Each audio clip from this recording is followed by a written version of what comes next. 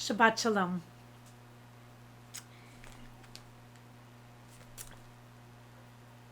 Once again, we find ourselves on the precipice of a new era.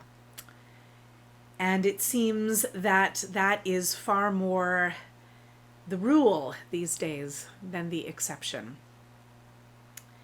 And so if anyone is feeling a little overwhelmed by it all, please know that you are in very good and very embracing company.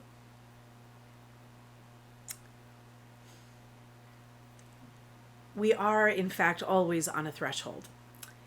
And that is where we find the Israelites in this week's Parsha, close enough to the promised land to send in spies to scout it out and bring back a report. What would this new era look like? And for 10 of the spies who returned, as we know, the prospects looked slim to none. That success would be at hand. But for 2 spies, there was reason for hope. And I had the honor of submitting the Torah column for the J 2 weeks ago. And we always have to send those with what we know 2 weeks earlier. And even though the world might change and turn upside down by the time the piece appears, well, the piece is gone. So I won't restate too much of what is in that little piece. But what I took away from looking again closely at the incident of the spies is that actually, though we tend to say in one breath Caleb and Joshua, or Joshua and Caleb, in as much as there is a whole book named after Joshua, and he is the one to whom the torch is given to carry the baton and lead the people into the promised land, where we meet him in the Haftarah section today, following in Moses' footsteps, sending spies to reconnoiter the land.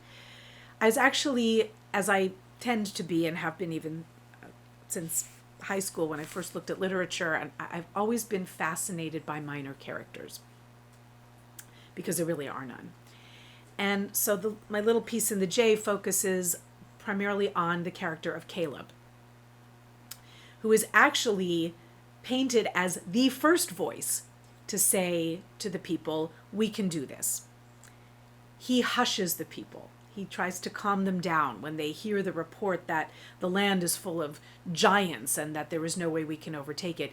Caleb alone, a single voice, hushes the people. And it suggested that maybe this is an amalgam of multiple traditions, and it likely is.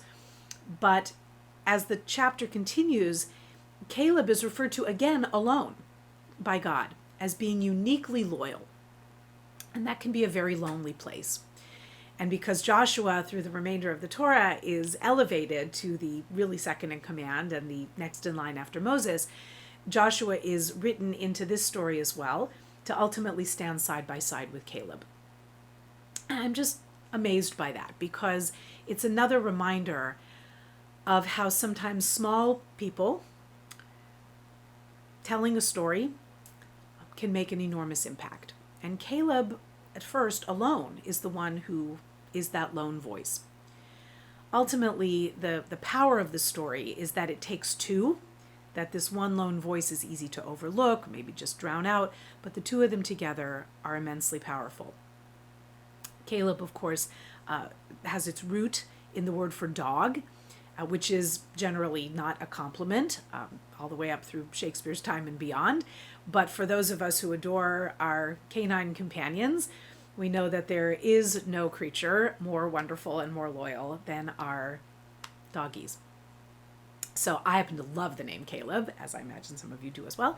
But here, Caleb is actually called loyal by God. And I'm moved by their partnership as it is portrayed, and especially moved by Caleb's original solitary courage. So much of this particular parsha, as Rabbi Reuben shared beautifully, reminds us that we are not always to trust our eyes, that what we think we see is not always the reality. And our Torah acknowledges how difficult it can be, if near impossible, to maintain a sense of flexibility, ability to not get too rigid as we ride the waves of the tides that are crashing over our heads, even as we struggle to find any moisture at all in great swaths of our world. The point is, my friends, that what is today may not be tomorrow, and what was yesterday may not last till today. And that is a volatility that can be both terrifying and hopeful. And how we straddle those two worlds is part of the task of being human. It is not easy to be a Caleb. We often feel that no one will listen to us, that we are utterly alone in how we're feeling. And it is so empowering, comforting, hopeful to find a friend, to just reach out to another person, to forge a bond of companionship as we go forward in this world.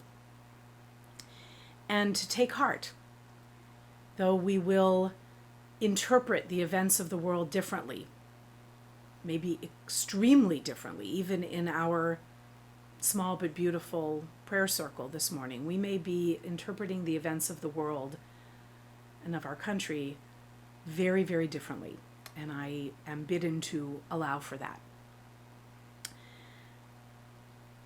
So we will need to remain vigilant, no matter how we interpret the events of our moment.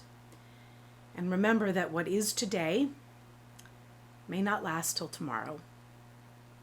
And what once was is likely not always and forever. I had wanted to share an update on a story from Los Angeles with which some of you may be familiar. That is the saga of Bruce's Beach, a little stretch of land in Manhattan Beach that was bought by Charles and Willa Bruce more than 100 years ago. They were a black couple, and the little stretch of beach that became known as Bruce's Beach was a haven for black families seeking a rare respite from the world. The Ku Klux Klan, despite what we might want to think, was quite active in our state, even in our beloved Bay Area, and certainly here in Los Angeles and surroundings. And the Bruces were essentially run off the land by rampant prejudice and harassment. 100 years later, this pretty little park, still known as Bruce's Beach, has been, after an exhaustive legal process, returned to the descendants of Charles and Willa Bruce. It is a tiny tikkun in a very broken olam, a tiny repair in a very broken world. Really, it's a remarkable story. I commend you to look it up to get the full picture. There are those among us who will see that as a triumph, and others who may see it as a slippery slope. What once was does not last forever, and what is may not forever endure.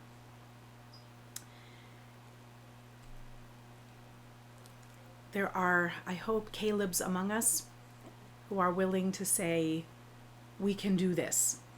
We can right some of the wrongs of the world.